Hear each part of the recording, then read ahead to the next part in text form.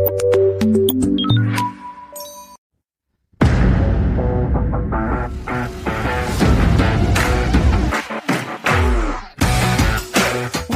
to the IT Business Podcast, the go-to show for IT professionals and managed service providers who want to run their business better, smarter, and faster.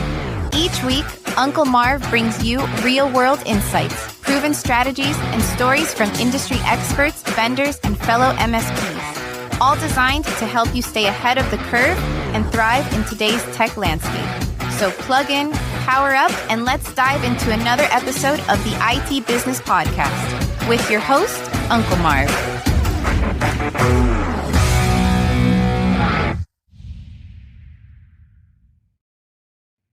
Hello, friends. Uncle Marv here with another episode of the IT Business Podcast, the show for IT professionals and managed service providers, where we help you run your business better, smarter, and faster. I'm back. Minnesota did not keep me. It was a little chilly, but glad to be back here in Fort Lauderdale, Florida, in Studio B here, and we've got a great show lined up for you tonight. I can already see. Shout out to my good boy, Eric Anthony, up there. And Eric, thank you for doing a shout out before this show. Eric did his show live this evening just before here, and he did a little preview for me. I appreciate that. He had on Callan Sapien. It's pitch it season, folks. So all those episodes are going to be coming out. I will start recording mine soon, but they won't be out until later this summer because it is the summer of podcasting. So I just came back from ACES last week, the Apple Consultant Conference up there in Minnesota. I'm releasing those now. You've already heard a couple of those. A few more will be coming out. We've got this series that we're doing, Money, Marketing, and Growth during May. June. The first week in June, I will be in Salt Lake City attending PAX 8 Beyond. That should be interesting. Got to see if I can get in touch with my boy, Rob Ray, the godfather of the channel. See if we can do our annual preview show. I just got the email for the podcasting row, which is set up. So my schedule will be out to people that want to get interviewed there. It's going to be crazy, folks. New city. Haven't been there before. Don't know what it's going to be like, but it should be fantastic. But let me tell you this. Two conferences that could not be any different are ACES conference for the Apple consultants that I was at last week. 2 days of just straight business talk. No tech. Well, there was tech, but it was in the hallways. It was kind of off to the side. But from the stage, it was all about running your business. And it was literally the same types of conversations that we have as service providers on the Microsoft side as they were having, what to do about employees, how to grow, pricing, mindset of a business owner, all the same things. So it was a very good conference, one that I think you might want to consider going to if it's local to you and you want to know about running a business. Not a bad conference to go to. A little smaller. Think Unconvention, think TechCon in terms of size, but it was something where you actually got to sit and hang out not only with the fellow business owners that were there, but the people that were speaking were there both days, even the keynote speaker. So it was a fantastic event. Now, PAX 8, of course, those are a great event. Lots of people, thousands and thousands of people, a nice little after party. No, I don't know who will be there, but it should be good. It should be interesting. Now, I mentioned that I will be at PAX 8. What I do also want to mention, because it is going to be here before you know it, TechCon Unplugged is back. When I say back, it is back in the original sense that we know it. It is back to a 2-day conference, not this crisscross across the country thing. It is going to be 2 days, everybody in one place. That's about all I can say right now. I know that there is stuff going on. I've been in talks with Paco, so I have some stuff, but I don't want to jinx anything. Because I think he's still working some things out. I can tell you it is in September, the 17th and 18th, or the 18th and 19th, whatever that weekend is. It is going to be in Chicago. So it's going to be an easy place for people to get to. You will see a lot of the same stuff that we've done before, as well as some new things. So it is going to be a fantastic event, a small, intimate conference, and back to the way we know it. So TechCon Unplugged, I will tell you more later as I get them. Here's what else is happening this summer. I told you that we're going to be doing the pitch it interviews. Once I finish PAX 8, I will be doing those interviews. So all of June will be PAX 8. And a continuation, I actually have a surprise because we could not fit all of the money marketing and growth into May. It's going to spill over into June. I will have the PAX 8 interviews coming out throughout the month of June. July will be the Pitch It interviews. So if you are a part of the ConnectWise family and are used to the Pitch It conferences, the Pitch It competition, I will be interviewing all of the participants. I believe there are 22 this year. And there's been a change in the prize structure. You will be surprised. Now, originally, I thought that when they did that, they were going to take away the steak knives, but oh no. The steak knives have been asked to repeat bigger and better. I'm working on the details. We will tell you that soon. So that will be July. August, I can already tell you it's going to be all about MSPs, making a whole series on specific MSP topics in August. September will be, I don't know, of course, we'll be talking TechCon. I'm going to show it to, I brought it here just so I could show you. If you're watching the video, I'm holding in my hand the Fluke Link Duo. No, I said that wrong. It is the Fluke Link IQ Duo. It is the network cable tester, Wi-Fi tester that we've talked about in the past. I'm going to be using this weekend, and I'll be able to give you a full review on it and tell you what I like about it, what I don't like about it compared to the other stuff I'm using. I'm also going to be taking out this bad boy. And for those of you listening by audio, I'm holding up in my hand the Trend Networks Signal Tech QT. It is also a network cable tester, and we're going to test these out this weekend, and I'll give you my feedback on that. Now, I do have a question. So I spent the last week putting out a bunch of job quotes.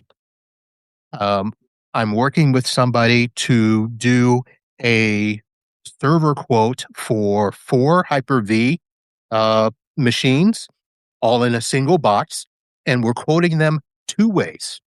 We're quoting them with one of the big bad boy Synology appliances. I believe it's the SA3610. We're maxing out the RAM on that. We're doing a tons of storage. They wanted 50 terabytes worth of storage and the VMs. So we did a quote there. And then I put out quotes for a Super Micro machine because when I started to quote the HP system,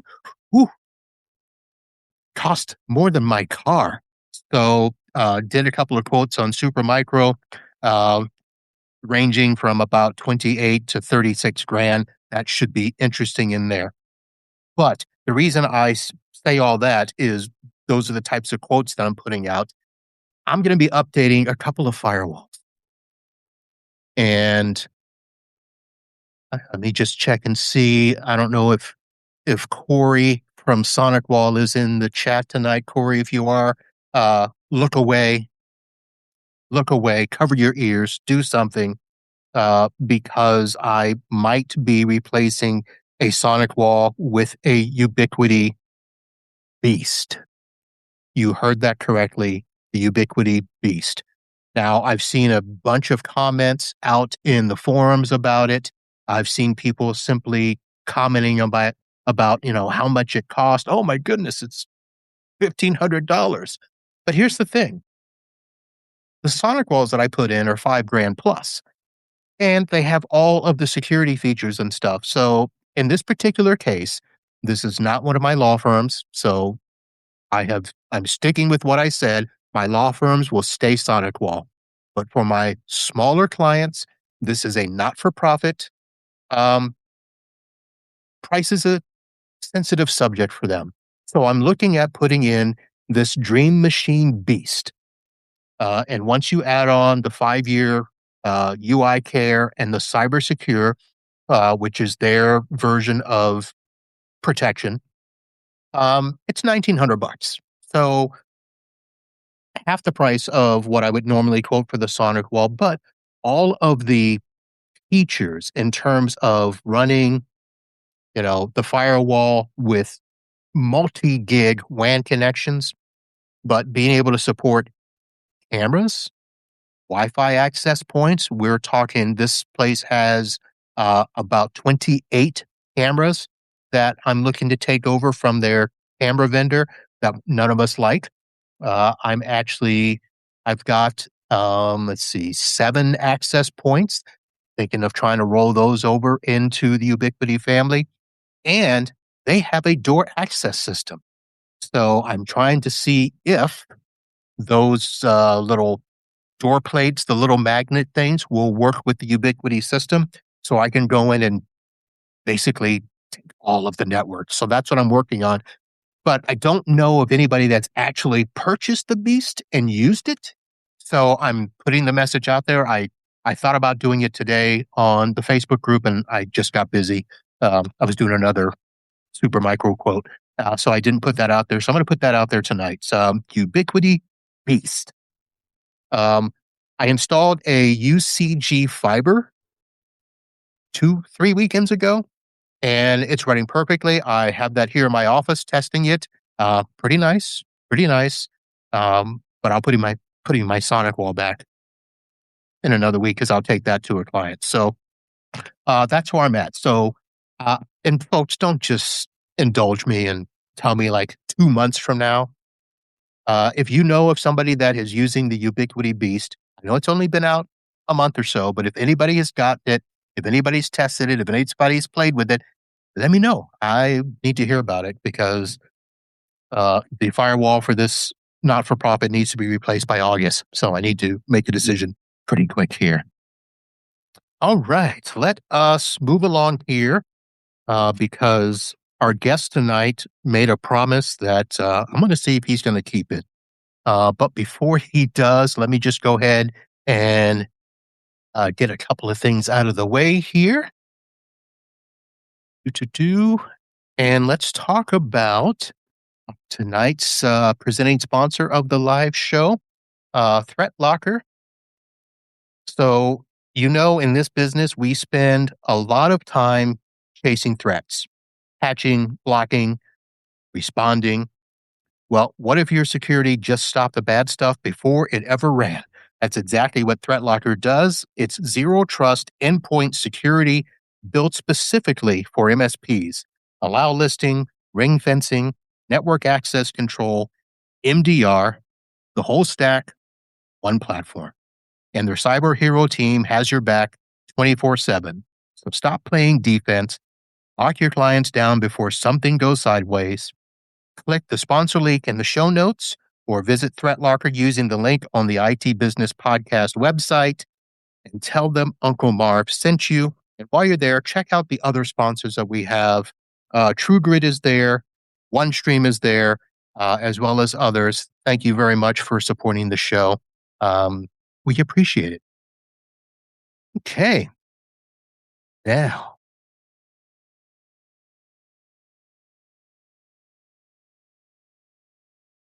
let me see. How do I want to explain this?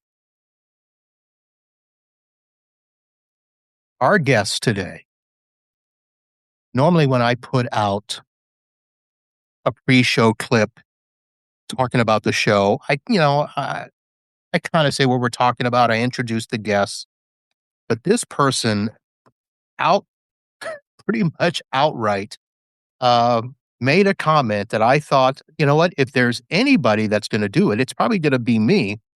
So just to tell you what we're going to talk to you about tonight is something that a lot of us are quietly wrestling with.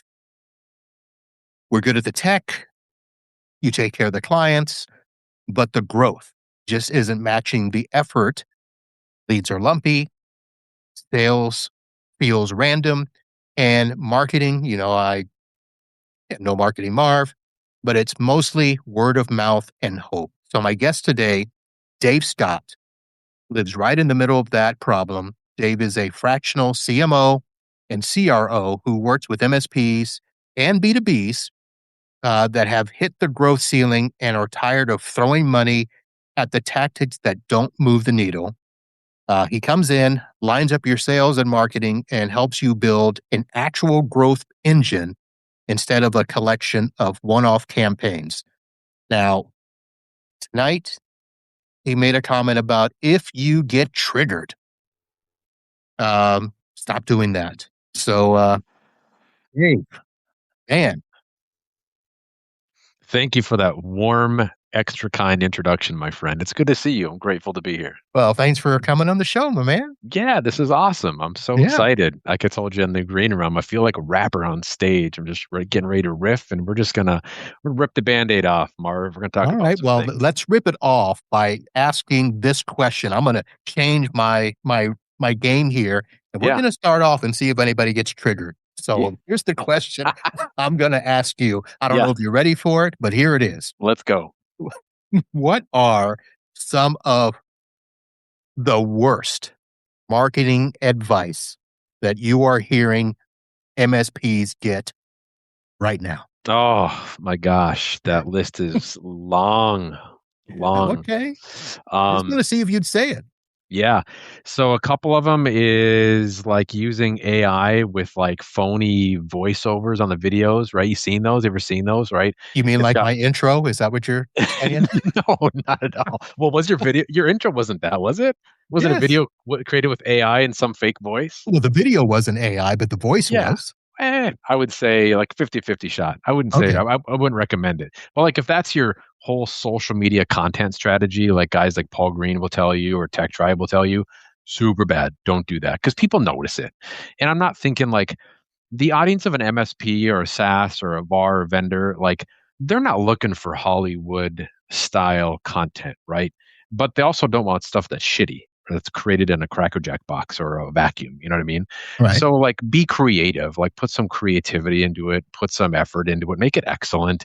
Make sure the captions don't have friggin' punctuation misspellings or they forgot the Oxford comma, which they shouldn't have. And so stuff like that. You know Or what I they mean? use the M dash a lot. Yes. Yes, which comes from Claude or Chat GBT, right? Yeah, yeah, the M dash. So that's the first one. So create authentic content. Don't create stuff, that's syndicated. I hate syndicated content. It's the stuff you get from Robin Robbins and Kaseya now, the Producers Club, which is bad. It's the stuff you get from Tech Tribe, which is bad. You pay like $100 or $50 or $200 a month or whatever, and you can just pick a laundry list of content. It's not authentic. It's not creative. It's not organic. It's not original. It's stuff like your competitor is using. So don't do that. Like try to come up with a content creation plan that is meaningful and excellent, right? And use good graphic design. Don't use, ChatGPT to design every single piece of art for you, although it's gotten a lot improved, that's for sure. Yeah. So those are Yeah. a couple of them. But Dave, let me stop you there. I'll Yeah. let you finish, but I Yeah. need to stop you because I read a stat today. Yeah. And I know that this stat isn't universal, but Right. the people that are engaged in a lot of the things that I see Yeah. in the groups that I run with, hmm I saw a stat that 77% of MSPs are less than a million in sales, Yeah. and a 1 to 2 person shop is less than 500, hmm and 3 to 5 is probably the bulk of the MSPs in our space that are less than a million. A lot of small guys. Th- A lot of small guys. And uh, it has been said that these shops can't afford real marketing like you're talking about. So Yeah. all of these platforms that are giving us stuff for, a couple $100 a month, it's it's stuff that we can afford. Totally. I totally hear you. And so, Okay. yeah, makes total sense. And so let me just say for a second, we're all friends here. No judgment. Like I've had to do stuff on my own. Every MSP owner's had to do stuff on their own. Like, we're all friends here. And there's a lot of empathy that goes into everything I say tonight, right? Like, I'm very much like a Ted Lasso. Like, I don't want to shake my finger at you, but, sometimes a bully needs to be punched in the teeth too. You know what I mean? And sometimes we need a good swift kick in the pants and we need to be told, no, this is a bad idea. I heard the comment one time from not a competitor of mine, but somebody in our space. And she once said, doing something is better than nothing. And that's not true at all.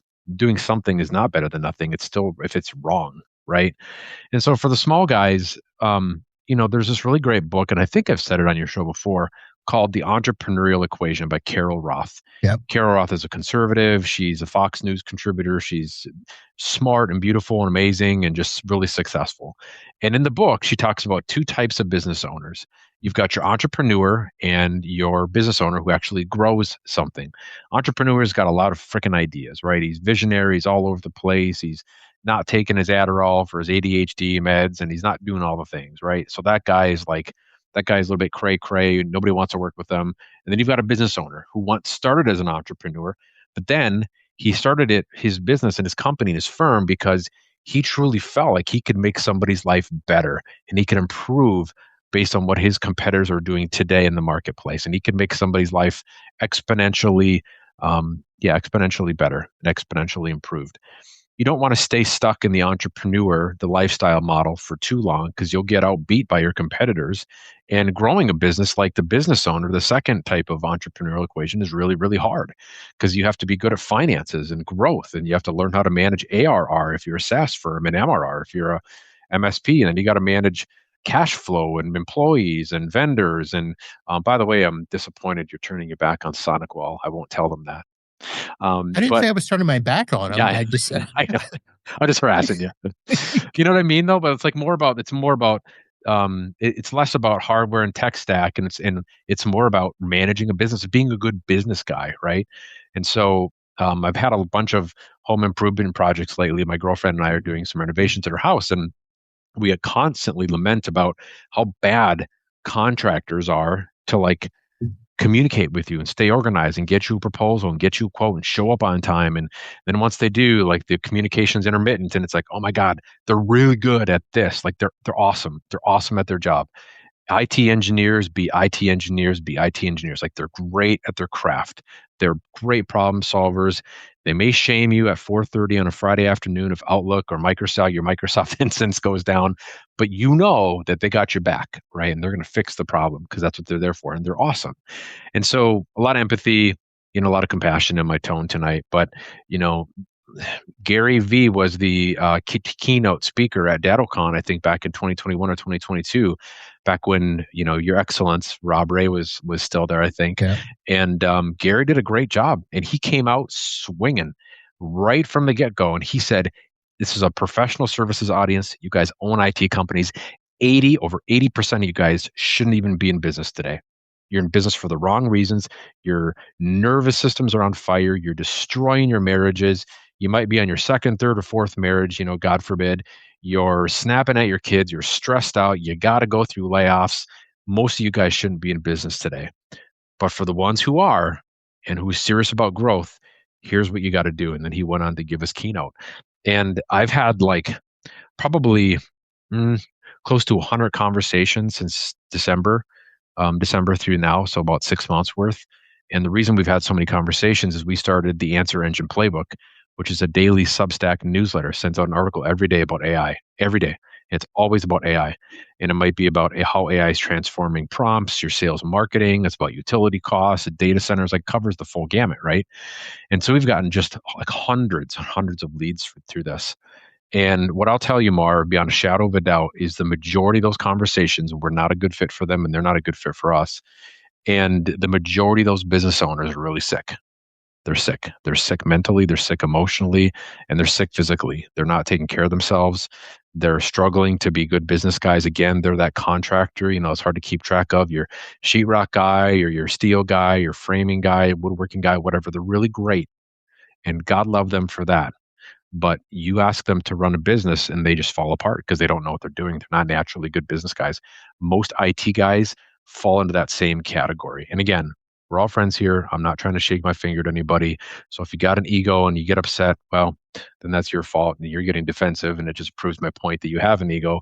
But if you're not, and you can listen to the voice of reason a little bit, I would encourage the men and women who are on this call tonight, like if you're that profile and your business is sick, which means you're sick because the business changes the culture just like the owner does, follows the, very much in line with the owner's character and core attributes, then, really think about if it's something you want to continue doing, because the IT space is shrinking and it's shrinking fast. That's why the 20 groups is blowing up. That's why Reed Warren, IT Valuations, Mike Harvath at Revenue Rocket, Gary Pica and his team, like they're all so overwhelmed, Marv, with M&A deals and mergers from 2, 3, 4, 5 firms into 1 or 2. Like it's crazy. They're so insanely busy and they cannot keep up. Yeah, there's a lot that's changing the landscape. Yeah. And you mentioned AI is certainly changing the landscape. Yeah. I know that, we've talked even before AI, our customers are getting smarter. They are. Yeah. Our customers know the tech. Yeah. I want to throw a couple of vendors on the bus because, we're fighting the clients and we're fighting the vendors because the vendors are going after our clients. So, the customer, they see transparent pricing and they're like, well, why should we go with you when we can go here? And, we'll call our Brevo rep and they'll get us this hardware for our access control system instead of the MSP. And I'm like, what are you guys doing? You're cutting your nose to spite your face. And that's happening a lot. It's happening a ton because listen, private equity doesn't care. No, they don't care. It's all about the bottom line. Yeah. So there's a lot of stuff, and the smaller MSPs, the solo techs. Yeah. Now, I'll be honest, I'm not scared, but I know a lot who are. Yeah. And you're also a veteran. You've been doing it for 30 years? Yeah. Yeah. Yeah. You weathered all the worst storms probably already.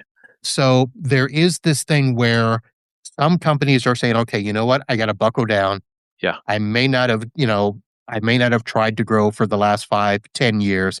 I need to do something, but they've been so used to doing it DIY or on the cheap. So how do they recognize when it's time to stop the DIY marketing and, bring in, that real leadership?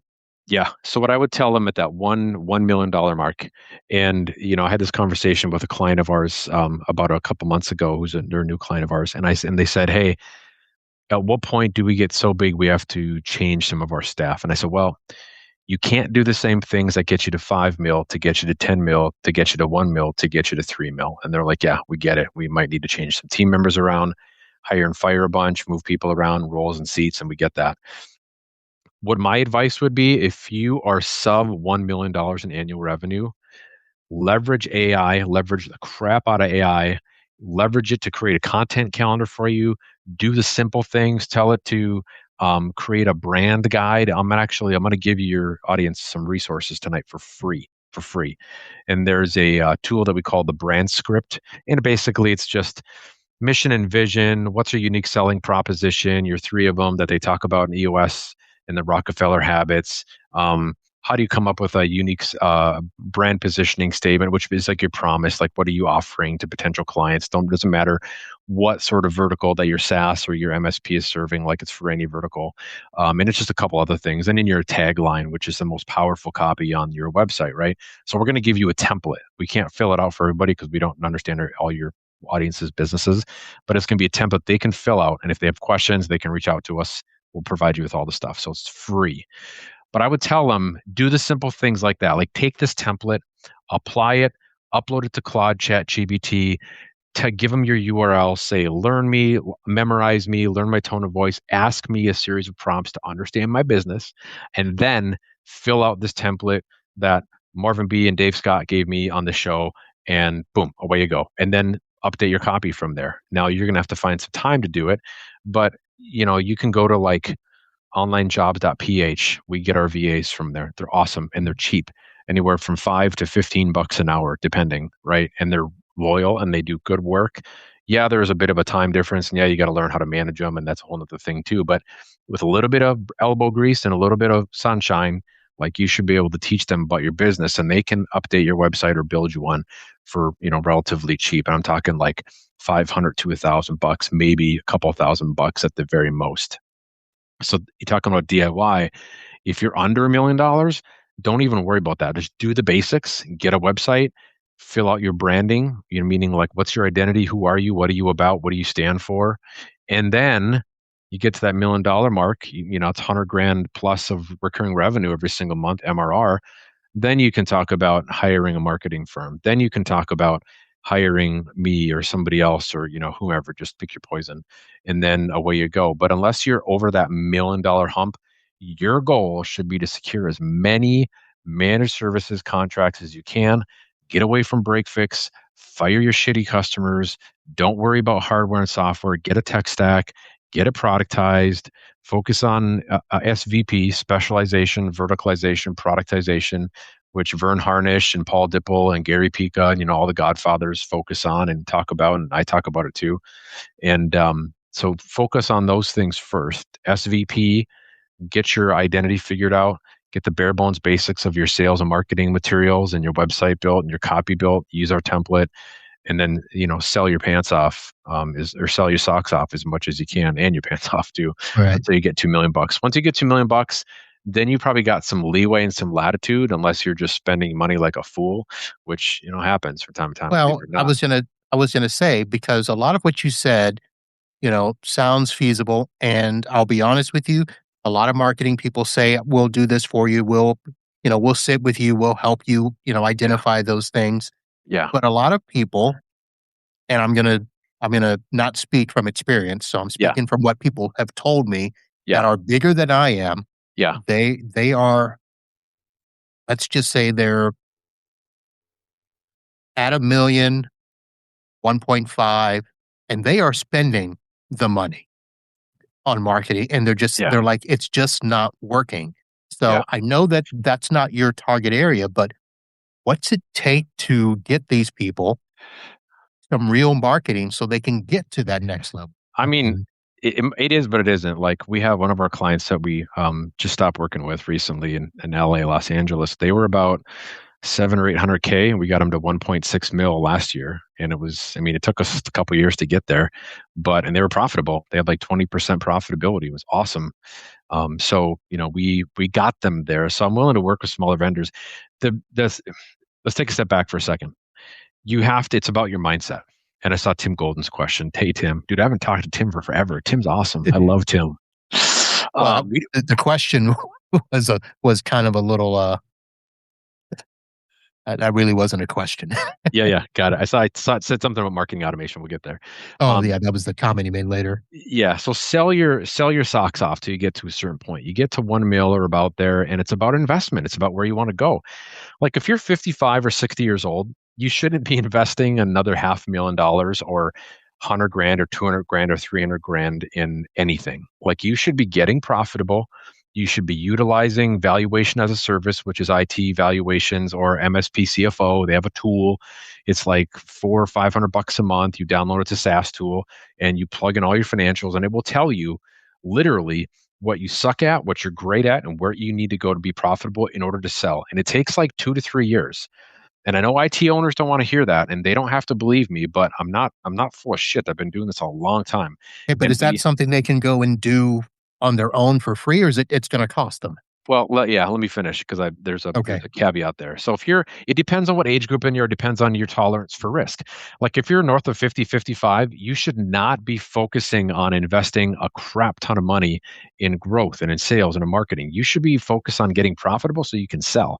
And if you haven't got to that point, then you're a bad business guy, and you have to ask yourself, okay, should I just shutter my doors and close my doors and get a W-2 job? There's no shame in that. There's no shame at all, right? Like, there's been a lot of, we've been doing this for our 10th year here at SGS. It'll be 10 years in October. There's plenty of seasons where I'm like, I freaking quit. I quit my own company. I'm done. I'm going to go get a W-2 job. And I get asked a lot.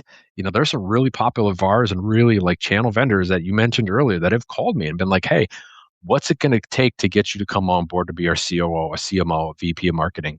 And I'm like, I'm not interested. You couldn't pay me enough. And I like my freedom. I like living here in Minneapolis. I don't want to move to New York, Toronto, Miami, or wherever, right? I'm happy. So my point is, if your propensity for growth, if you're in your 20s or 30s or 40s, and you got another 10, 15, 20 years in you, then you need to find some investment dollars and you need to put those investment dollars toward growth. Now, is it debt? Of course it is, but it's good debt. Like anybody that tells you all debt is bad, like my parents used to tell me, they're a bunch of boomers, and boomers have wrecked our country, but they're wrong, right? They didn't teach you about good debt and bad debt. If you read the book, there's a lot of different books you can read about that talk about debt. Rich Dad Poor Dad is a great one. You want to leverage it correctly. And I'm not talking about necessarily about building on debt. What I'm talking about is you need to invest dollars in that growth strategy. So if you're sub $1 million, sell your socks off to get over $1 million. Once you get to that threshold, then yeah, you need to take some investment dollars. If you're older in life, I would question why you're doing that. Like, what's your purpose? What's your pain? Why you want to do that? And if you're younger and you got another 10, 15, 20 years in you, or you're not ready to sell and you got lots of gas in the gas tank, go for it. But you have to invest those dollars strategically. And it should be about 10 to 20% of your overall gross revenue, not your profitability or EBITDA. It's about gross revenue. So if you're $1.5 million, you should at least be spending $150K a year on sales and marketing services with a company like me or, whoever else. Okay. So here's a question that I kind of came up with, and I'm not quite sure, because there's a point where when they get to that stage where they're trying to Yeah. figure out the next step, Yeah. it really comes down to what do they have to put into that mindset? Yeah. And usually we have to ask ourselves some questions, right? Are we ready for this or whatever? Yeah. So before people start going to spend this money, Yeah. do you have some questions that they need to ask themselves Oh, yeah. to get themselves in the right mind before spending that money? Yeah. I always like to ask the question, why are we here? And I know it sounds a Okay. little bit blunt, but the very first question, usually I ask during discovery calls, hey, Marvin, thanks for scheduling a call with me. Appreciate your time. Grateful for this time. Why are we here? What pain points do you have? And then we just talk through them, right? And oftentimes, the majority of discovery calls we have, they're not a good fit for us. And I'm looking for one thing. I'm looking for how decisive a decision maker are you? And if you can clearly communicate and extrapolate from your brain through your mouth where it is I want to go. If you're goalless, or if you don't have a goal, if you're rudderless, if you don't have an identity, it's going to take way too much time to get you to the point where you need to be. And you need to do some other things first. If you're indecisive, if you're argumentative, if you're difficult, if you got a lot of ego, no way. And I've gotten, not in fights, but I've gotten some arguments on discovery calls where I'm like, got to go click buy end call. And I'm not trying to like poke the bear, but what I am is I'm trying to disrupt. And like our industry, Marvin, and I'm sure you can relate to this, it needs a lot of disruption right now. It needs a lot of disruption from a sales and marketing perspective. There's a lot of crappy, horrible vendors out there, really bad people who are just taking money from really honest guys like you and your family and, a lot of the people who watch this show. And that's just not okay. And so we're disrupting it and we're calling out bad behaviors. We're calling out people. And I've gotten cease and desist letters, but they don't scare me one bit. I've got the world's best attorney in Fargo, North Dakota, and here in Minneapolis, and he's a rock star. So my point is, there has to be a point where what we're looking for is ego. If you got a lot of ego, if you're defensive, if you're, it's like when you get a call from your best friend and they're struggling with something, like say their marriage is falling apart, or maybe they got themselves in a gambling situation, right? I'm just picking some topics, and they're like, Marvin, I need your help. And you're going to be like, hey, Dave, I totally hear you. What's going on, brother? What's going on? Tell me. Well, I gambled my house away and my wife's leaving me and she's taking the dog and the kids, and it's going to turn into a, Carrie Underwood song. And you're like, okay, well, have you tried this? Like, what are you doing? What's accountability? Well, I'm doing that. I'm doing that. I don't need your help. I'm doing that. That advice doesn't work. I've tried therapy. I've tried counseling. I've tried peer groups. I've tried Taylor Business Group, HTG, PAX 8. They all tell me the same thing. I'm doing that, but thanks, I'm doing that. And you get off the call and you go talk to your spouse, your better half, and she's like, hey, how'd the call go with Dave? And he's like, I don't know, Dave's a real prick. He's struggling. I love him, but I want to slap him and choke him because I don't think he gets it. And it was like he wanted my advice, but then he didn't take any of it, right? And so we're looking for that on the calls. We're looking for, again, just this ego, common denominator is ego. And so Well, if let you're a me business owner who can work through those things, you're going to do great. If you're struggling with those things, then you got to address those things first before you put any sort of money in your sales and marketing. but let me flip that because Yeah. there's a lot of IT business owners that call themselves disruptors Yeah. and have an ego, Yeah. because they've been disruptive and Yeah. they've gotten to where they are. So, I mean, it sounds like there's a clash of the titans that are going to happen. Yeah. And I mean, how do you deal with that? Because I'm not going to say that they're wrong because listen, I know some people that are better off than me Yeah. that are that disruptive type that have, in their eyes and in the rest of the channel's eyes, they're a pretty big deal. Yeah. But I see that they're stuck, Yeah. but they don't think they're stuck. Yeah. So how do you get past that? Yeah, you can't. There's a difference between ego and confidence. Confidence is like barbecue sauce. A little too much and nobody notices. A little too much and you ruin your shirt, right?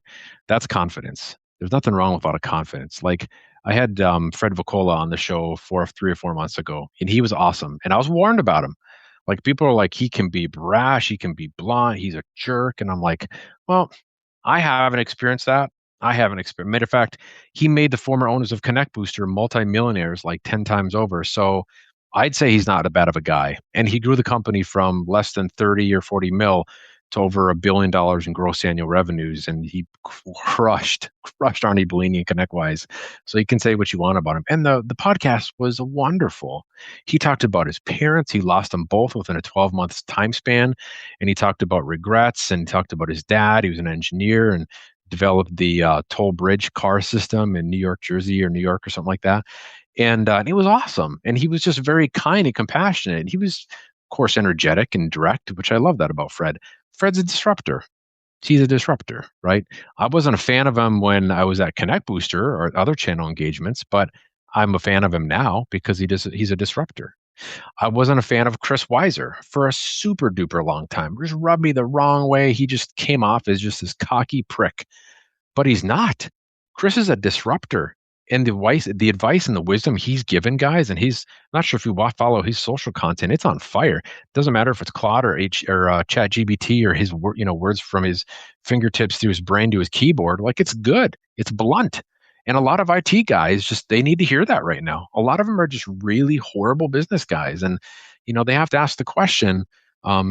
Pressure is more than purpose wearing tight pants. Like pressure's pressure, and if your mindset and attitude isn't in the right place and you don't have a growth mindset and you're not willing to find the investment dollars to grow, then you've just got a glorified job with a bunch of W-2 employees or contractors running around. And I don't think anybody wants to do that for the next 30 or 40 years. You know what I mean?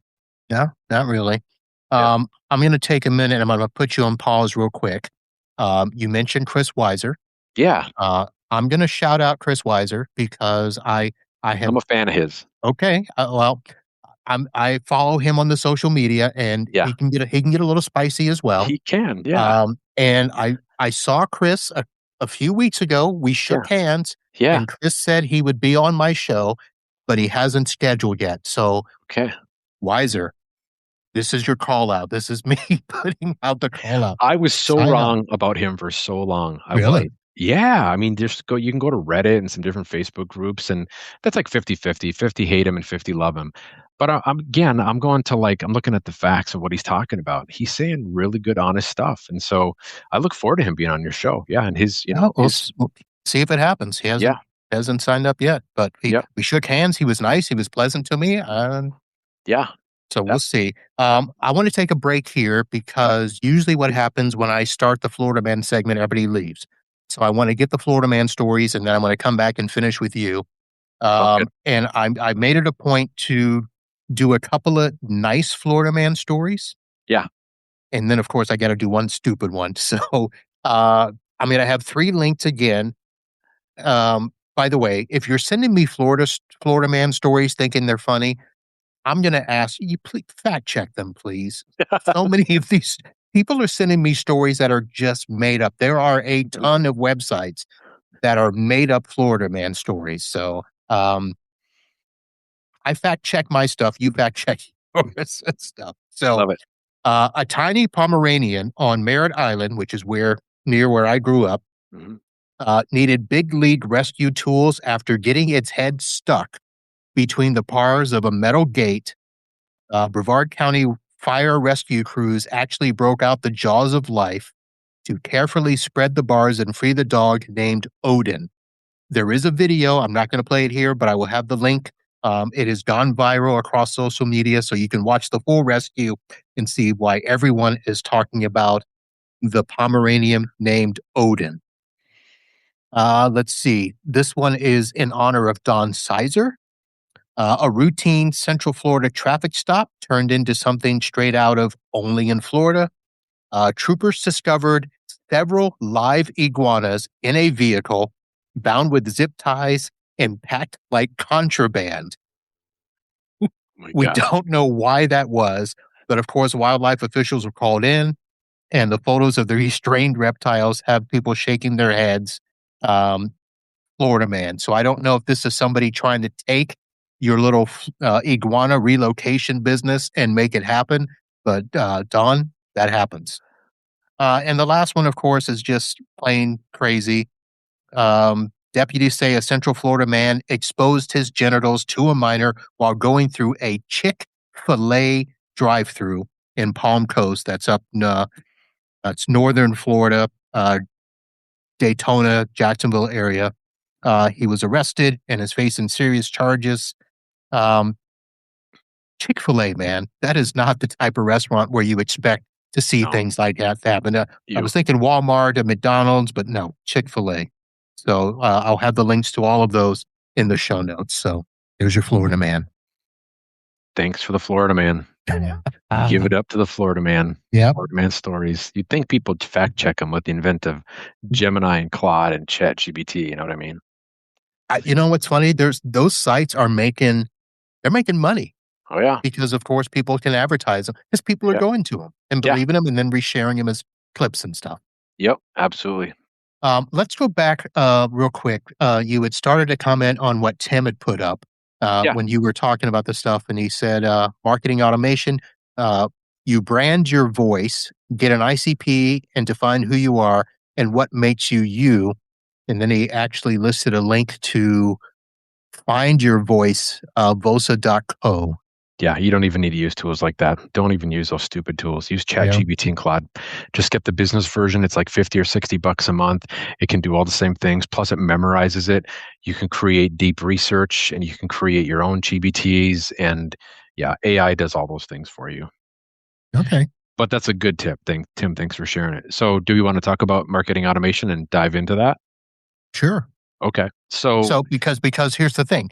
Yeah. A lot of what you said at the beginning about tools that suck are basically automation tools that just go out and they're the Facebook Reels, they're the LinkedIn posts and stuff like that. Yep. I know that I have been guilty of looking at somebody's post and thinking, oh, AI, and just scrolling by it. But I know that that's advertising. Yeah. Yeah. But how do you do it without looking AI-ish? Yeah. So that's where, to Tim's point, you have to understand your tone of voice. So if you're going to pay somebody to do it for you, like a human being or a contractor, 1099 contractor, they should be a good copywriter. Words are still the most important thing that we use to communicate with each other, right? And everybody talks about the advent of AI, and it's so crazy. Like, the only country in the world that talks about AI more than AI is the United States, right? Like, no other. Like, I've got friends who are in the Philippines and Japan and England, and they're like, Dave, nobody's talking about AI over here. I mean, yes, we get excited about the next, Darth Vader looking robot that, that Tesla or Elon Musk creates, and it's on a, YouTube reel or TikTok reel, but nobody's talking about AI. So it's not, I don't think, as far as long as we like to think it is. But what I'll tell you is there's lots of different tools that can help you craft your tone and voice. That's the first thing. So if you're really humorous, if you're really funny, if you like a little bit of creativity, if you like to curse in your copywriting, that's okay. Like that's your personality. If that's who you are, then be that person. Because when you're inauthentic, people know. They can smell a liar a mile away, right? But if you're really professional and stoic and just very kind of uppity, that's okay too. Like if you're really intelligent, that's all right.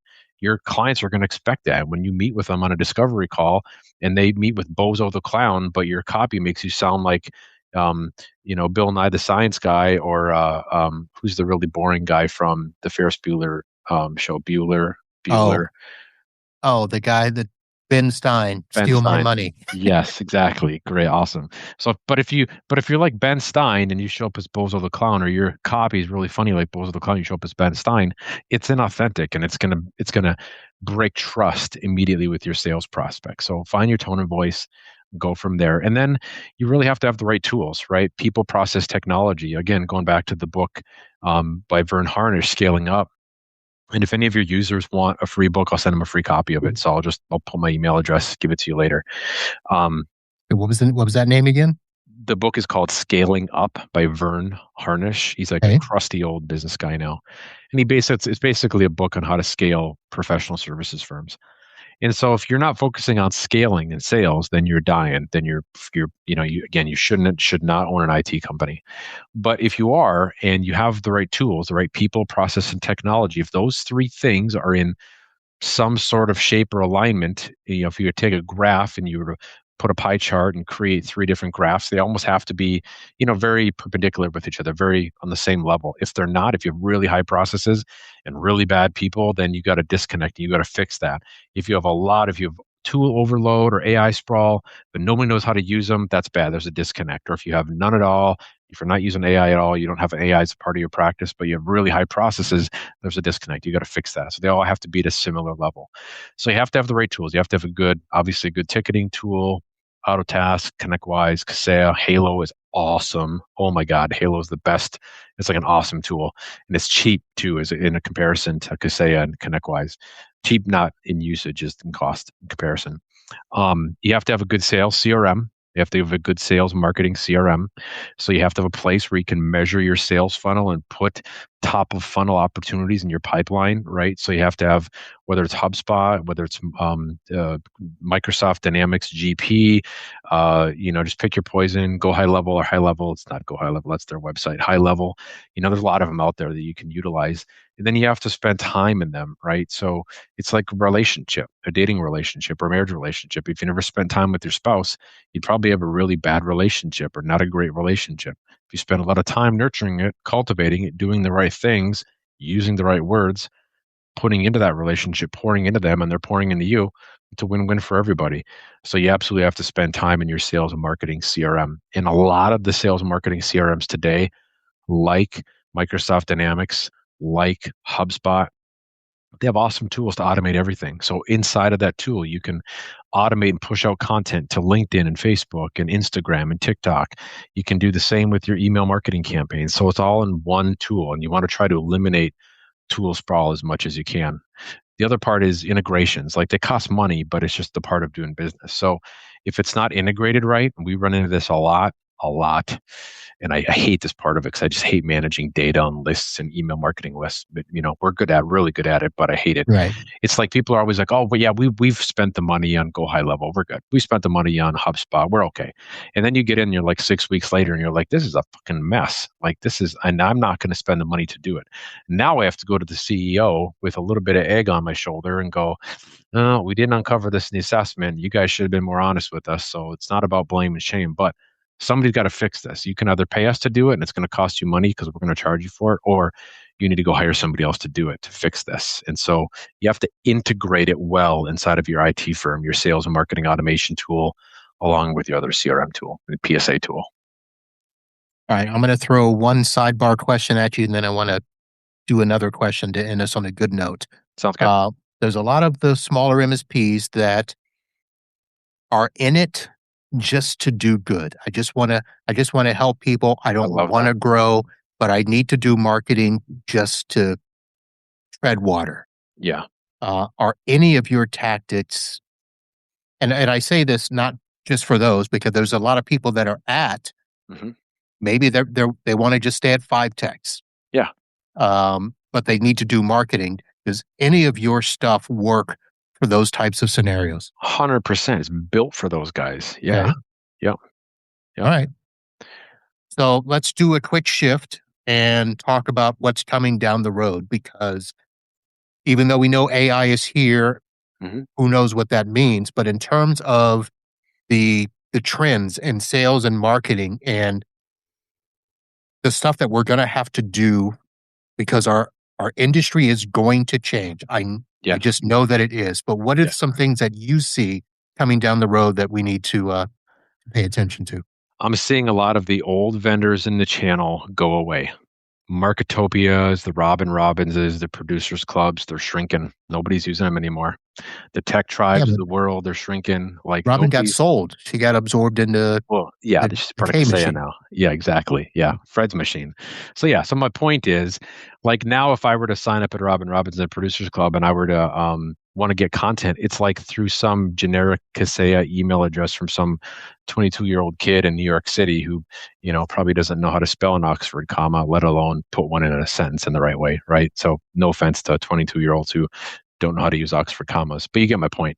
So a lot of those channel vendors, a lot of the Marketopias, a lot of the tech tribes, like guys and gals are figuring out how to do it on their own. They're leveraging AI. And so the trend now is that as an IT firm, doesn't matter if you're 500,000 size or 5.5 million, you need to start learning AI and you need to start asking it the right questions and teaching it to work for you. And here's a really good analogy. And I saw this, I don't know where I saw it. I'm sure I wrote it down somewhere. But he talked about using AI and approaching it like an empathetic relationship. Like if you've got a friend or family member who's going through something, you don't like beat them up for it or chastise them or shake your finger unless you're, a complete jerk. But you empathize with them. You're like, oh man, it's really hard, Marvin. I totally hear you. How can I support you? But that must be really difficult what you're going through.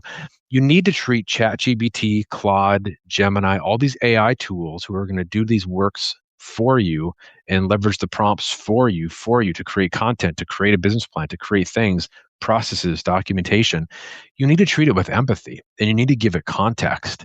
And you need to say, hey, ChatGPT, I'm sure it's hard to understand my ADHD brain here as a CEO of SGS and the visionary and doing all the things. Ask me 20 questions to learn about my business and be as blunt as you want. And it's going to ask you a bunch of questions. And then you tell, hey, memorize it. Great. Memorizes it. Great. Now you can link it as a chat, right? And it's the same in Claude. It's the same thing. So you need to learn how to use it in such a way where you're not using these old school sticky channel vendors who have churn problems up the yin yang. What you need to do is you need to learn how to leverage AI now to write your process documentation, to get you scalable, to write your email marketing copy, which is totally doable, to create your content calendar that you can input in a really cheap tool for $50 a month and, publish it and set it and forget it. So all these little tactics are definitely for the smaller guys and the bigger guys. And that's one big trend I'm seeing, on the horizon. The other one is VAs. Get a VA. The busier you get, if you're pushing $100,000 a month in recurring revenue, which is a little over between $1 and $1.5 million in gross annual revenue, or even $500,000, you're probably really busy fighting fires. You're engineering things. You're over-engineering things. You're overthinking things. You're being an IT guy. You're doing IT stuff.